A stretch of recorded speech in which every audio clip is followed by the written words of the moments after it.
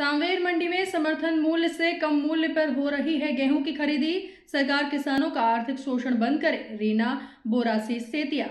इंदौर जिले के सांवरे विधानसभा क्षेत्र के किसानों के द्वारा राज्य सरकार की लापरवाही और समर्थन मूल्य से कम कीमत पर किसानों की गेहूं की फसल की खरीदी किए जाने के विरोध में आज सांवेर मंडी में प्रदर्शन किया गया। ये प्रदर्शन मध्य प्रदेश कांग्रेस कमेटी की इंदौर संभाग की प्रवक्ता रीना बोरासी सेतिया के नेतृत्व में किया गया। कांग्रेस लगातार ये बात कह रही है कि प्रदेश सरकार के द्वारा किसानों का शोषण किया जा रहा है, उनके अधिकार का पैसा उन्हें नहीं दिया जा रहा है। इसी मामले को लेकर आज सांवेर मंडी में रीना बोरासी सेतिया के नेतृत्व में किसानों ने प्रदर्शन किया। इस प्रदर्शन के दौरान मंडी में अपनी फसल को बेचने के लिए आए किसानों से रीना बोरासी के द्वारा बातचीत भी की गई।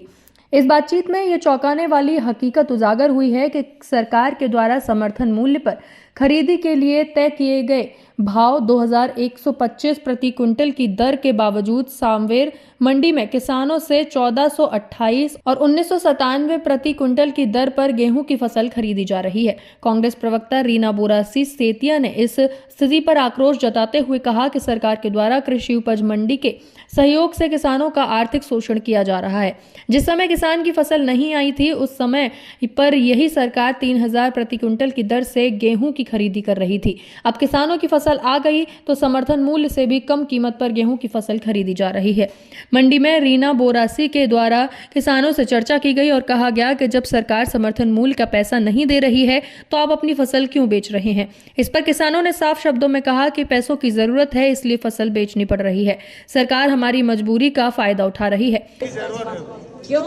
मैंने अभी उनसे बात करी, मेरे किसान भाई से, तो उन्होंने कहा कि दीदी मेरी बेटी, मेरे को पैसों की जरूरत है, ये मजबूरी में 2125 है और ये बनी है 1428 की बनी है।